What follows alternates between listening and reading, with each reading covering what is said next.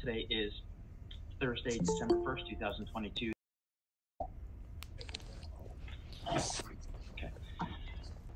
Elise, are you acting as secretary this evening? I am, yes. Would you mind doing roll call, or do you want me to do it?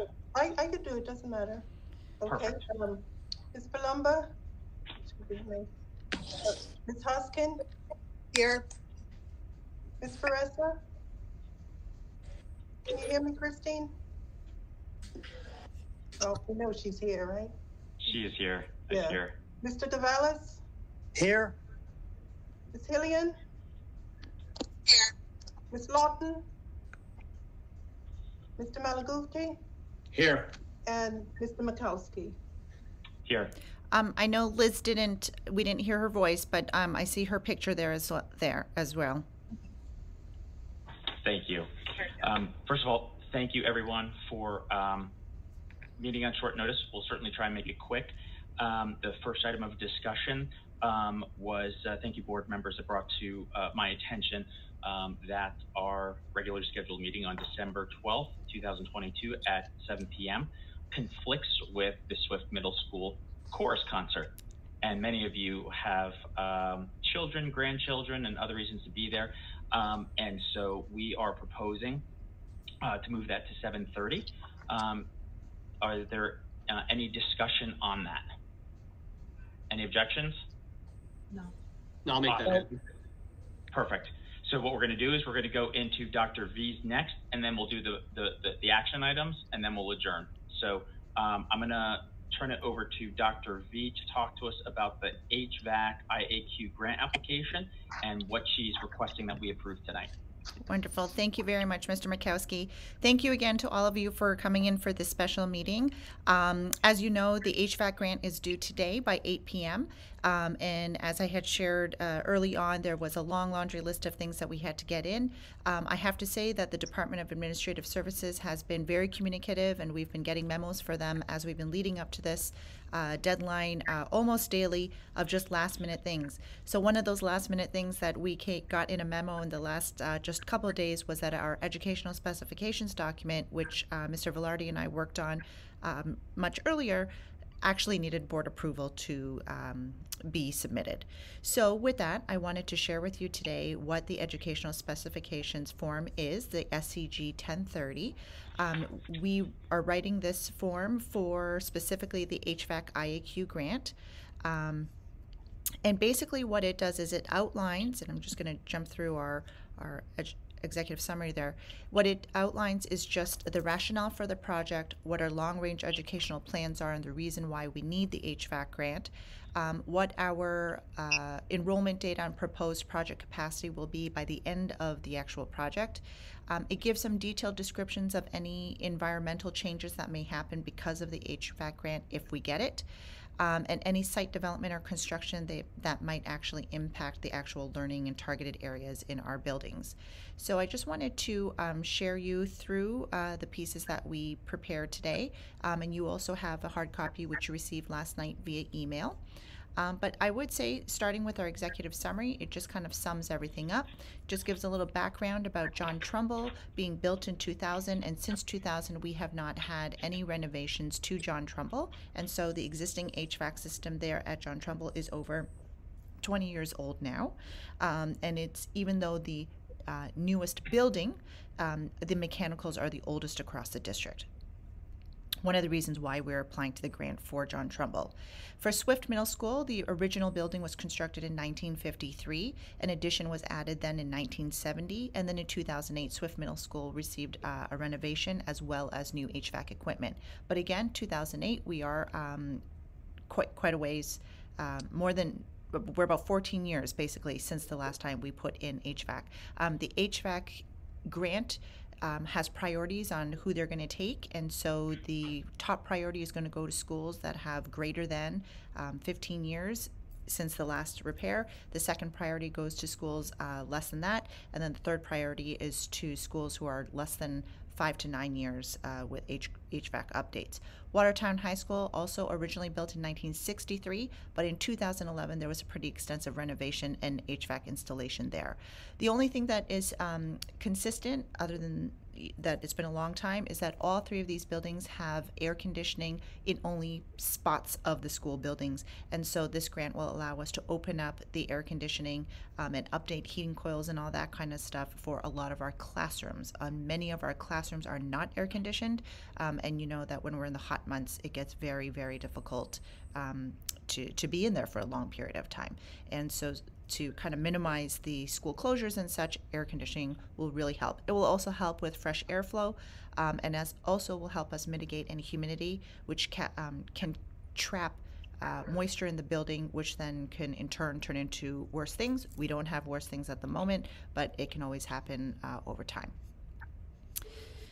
In terms of moving through the document, you will see that rationale, which I just shared there. We do share a little bit about the long-range educational plan. You will be familiar with the document here that you're seeing, which is ultimately our board annual goals. And our board goal number 4 is around the management of resources in our facilities.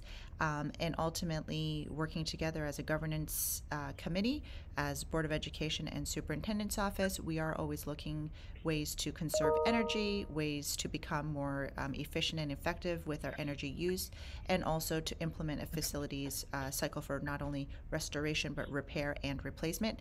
Luckily this year we have capital that just passed, so our board goal number 4 is coming to fruition in many ways. So this is a wonderful opportunity to also fold that HVAC into it. This is, of course, all situated within our existing strategic plan, which is, again, undergoing little adjustments as we move through this year. But again, the priorities for facilities was specifically around monitoring scheduled maintenance plans, whether preventative or just maintaining as mechanicals are aging, and also establishing that short-term capital improvement and then also the long-term capital improvement. And again, those second and third priorities are starting to come to fruition at this point. The next portion of the educational specifications goes through our enrollment projection. We are, if you look at these two charts here, kind of holding steady. We have a slight kind of dip and peak in our numbers, but you do see they look for an 8-year, this is a 10-year projection, but they want to see our highest number within 8 years. You see that beginning in 2027, we are going to start to see an uptick in enrollment here in our district as projected by this project. I do want to just bring to the board's attention that this year, 2022, we had a projection at 2,492 students. We are already 100 students beyond that. So again, I just want this enrollment projection to be taken just as that, a projection. They're not actual numbers. And so even though our numbers look like they're pretty even, in this year alone, we're already off by 100 students, so I anticipate that we will continue to climb there in our numbers. The next portion of the educational specifications really goes to the impact of the environment within and outside of our building. You'll see that it talks about our building systems. There is no impact on our security. There is no impact on our public address, like we're not actually moving locations of anything. There really isn't much impact on technology. There will only be one impact when it comes to John Trumbull and technology, as because their HVAC system is so old, we will also be upgrading, if we get the grant, the building management system, and that is a digital technology platform that allows us to set temperatures, set schedules, diagnose problems that may be happening with any of our boilers or heat pumps or any of our large mechanicals. There's no impact to phone systems, clocks, and then of course there is a direct impact to the heating, ventilating, and air conditioning, where we would ultimately upgrade all of our rooftop units and add chillers, so on and so forth, in key areas. The educational specifications also ask for a professional cost estimate and how much we have been estimated for some of these projects. Again, the HVAC grant is contingent and competitive against whether or not we actually receive it. These are estimations. If we are able to do the entire project at John Trumbull, and the whole thing would be just a little over $2 million, but just for the classrooms, it would be just about $1 million, and that's what we were projecting there. For Swift, it would be around $300,000, and for Watertown High School, it would be just a little over $1 million. Again, we may get 1, we may get 0, we may get all 3, and the reimbursement rates can go anywhere from 60 upwards % to get in return. There is not much impact to the interior building environment, nothing with acoustics or lighting or heating other than when we are replacing some of the roof pieces. If we have to replace drop ceiling tiles, we may need to do that. And again, if there are any rooftop units that are being moved on the roof, we may need to just strategically place certain entrances so that we can get to them easily. And that's all laid out here as well. The final portions of the educational specifications really then talk about if we're going to be requesting any bonus requests. We don't really fall under any of these categories around regional, interdistrict magnet, or lighthouse schools, and so that's not applicable to us. And then the final part here is that the HVAC grant, if we were to get it, does not only impact our school community, but it also impacts our wider community as well. As you know, our facilities are used by Parks and Recreation, places like YMCA.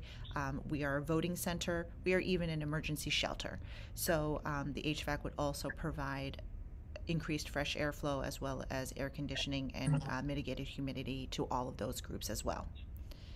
And then ultimately, in the educational specifications, as we got that last minute memo, it showed that tonight's meeting would be the approval of these specifications.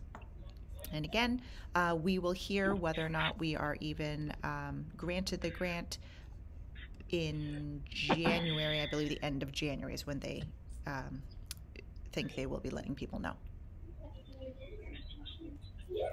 Great, thank you, Dr. Villanueva. And in the essence of time, we'll, when we hear more about what we've been granted, we'll add this to the agenda of regular board meetings or a facility subcommittee to talk about the logistics and all of those components. So with that being said, are there any board members that have any questions or comments for Dr. V?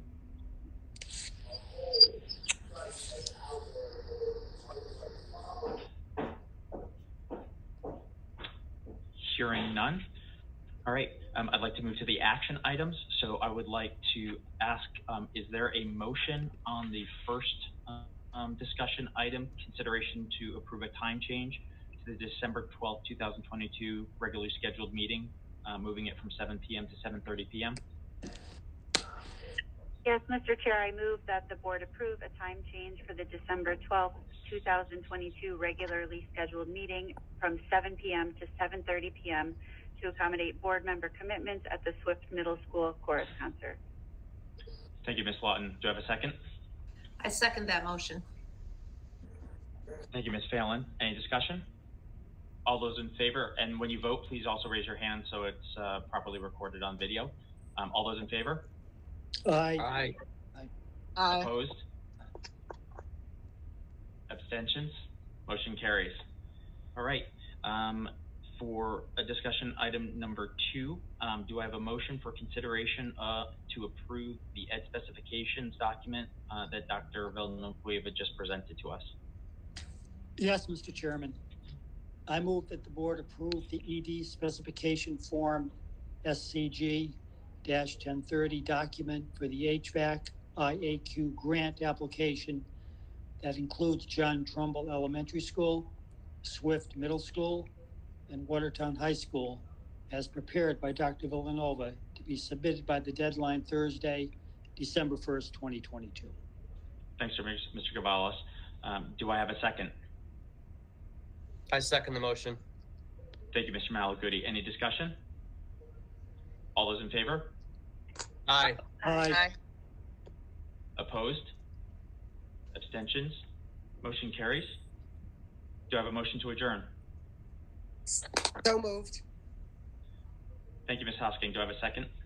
Second. Thank you, Ms. Faressa. Motion, all those in favor? Aye. Aye. Aye. Opposed? Abstentions? Motion carries. The time is 6:17 and we are adjourned. Thank you so much for everybody. Have a great night, and those on the road, be safe. Thank you. Good night, everybody. Thank you, everyone. Good night, everyone. Good night. Good night.